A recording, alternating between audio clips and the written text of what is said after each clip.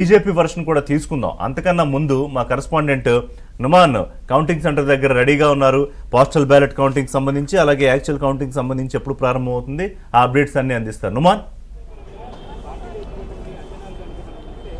Sir Rishi, ప్రస్తుతం ఇటు postal బ్యాలెట్ల లెక్కింపు ప్రారంభమైంది. సో ఈ పోస్టల్ బ్యాలెట్లు మొత్తం కూడా దాదాపు 101 ఓట్లు నమోదైతే ఇందులో ప్రస్తుతం కాంగ్రెస్ ఆధిక్యంలో ఉన్నట్లు తెలుస్తుంది. కాసేపట్లో ఇటు అధికారికంగా వెల్లడేటటువంటి అవకాశం అయితే ఉందని చెప్పవచ్చు. సో 10 గంటలకు మాత్రం పూర్తి స్థాయిలో ఓట్ల లెక్కింపు అనేది ప్రారంభమయ్యేటువంటి అవకాశం ఉంది. ప్రస్తుతం ఏదైతే ఇటు షేక్పేట్కి సంబంధించినటువంటి షేక్పేట్ డివిజన్, సో షేక్పేట్ డివిజన్లో ఉన్నటువంటి ఓట్ల లెక్కింపు ప్రక్రియ అయితే ప్రస్తుతం ప్రారంభమైనటువంటి పరిస్థితి ఉంది. సో ఈ షేక్పేట్ తర్వాత యూసుఫ్ కూడా, దాని తర్వాత వెంగళరావు నగర్, సోమాజీ కూడా, యూసుఫ్ కూడా, వెంగళరావు నగర్, దాంతోపాటు బోరబండ, ఎర్రగడ్డ. సో ఈ ఓవరాల్గా కంప్లీట్ అవ్వడానికి మాత్రం దాదాపు ఇంకొక 4-5 గంటల వరకు సమయం పట్టేటటువంటి అవకాశం ఉంది. స్పష్టమైన ఫలితాలు మాత్రము మధ్యాహ్నం వరకు వచ్చేటటువంటి అవకాశం అయితే ఉందని చెప్పవచ్చు. ప్రస్తుతం మాత్రము ఇటు పోస్టల్ బ్యాలెట్ల లెక్కింపు మొత్తం 101 ఓట్లు నమోదైతే ఇందులో మాత్రం కాంగ్రెస్ ఆధిక్యంలో ఉన్నటువంటి పరిస్థితి ఉందని చెప్పవచ్చు. మరోవైపు ఇప్పటికే ఇటు మొత్తం కూడా బందోబస్తును అయితే ఏర్పాటు చేసినటువంటి పరిస్థితి కూడా మనకు కనిపిస్తుంది. మొత్తం ఇటు ఏజెంట్లుగా ఈసారి మాజీ కార్పొరేషన్ల చైర్మన్లు,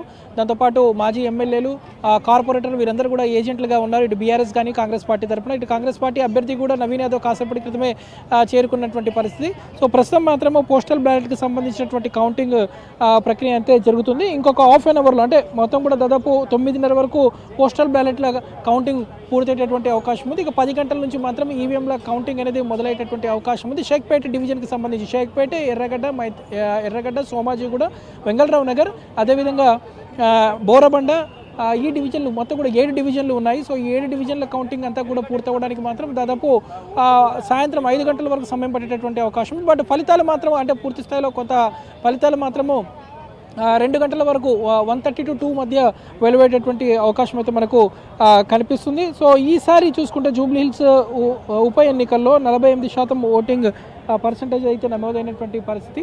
సో వాస్తవానికి పోలింగ్ పర్సంటేజ్ పెరుగుతుందని భావించినప్పటికీ మాత్రము అనుకున్నంత స్థాయిలో మాత్రము పోలింగ్ పర్సంటేజ్ అయితే పెరిగినటువంటి సిచ్యువేషన్.